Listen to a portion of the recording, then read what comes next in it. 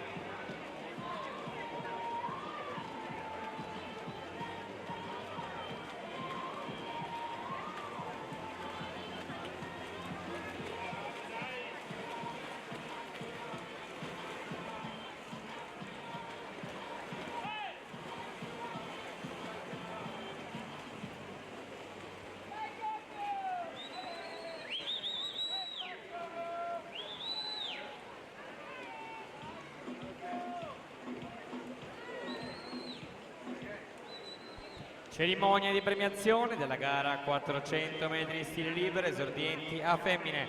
Consegna le medaglie Giuseppe Blandino, direttore tecnico della Sightland, che consegna la medaglia di bronzo per il suo terzo posto per l'arcanuoto col tempo di 5:12:81 a Sofia Bidotto. Secondo posto medaglia d'argento per i colori della Gesti Sport col tempo di 5:03:49 Martina Famulari. Primo posto vince la medaglia d'oro per i colori dell'Arca Team col tempo di 5:02:64 Ilenia Cozzi.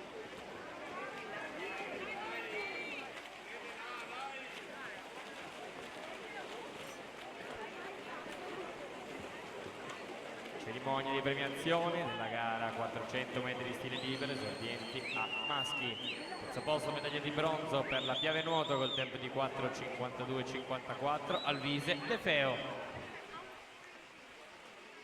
Secondo posto medaglia d'argento col tempo di 4:43:25 per la Nuoto Mira Bartolomeo Asara. Primo posto medaglia d'oro vince per l'arcanuoto col tempo di 4:40:81 Nicolò Bernardi. Intanto la partenza per la serie numero 2 in corsia 1 Martina Busana, Nuoto Mira, 2 Anna De Feo, Piave Nuoto, 5 Anna Robertson, South African Team, corsia 6 Jennifer Parolin, Team Veneto, corsia 7 Benedetta Rizzi, Gesti Sport, a 8 Vittorio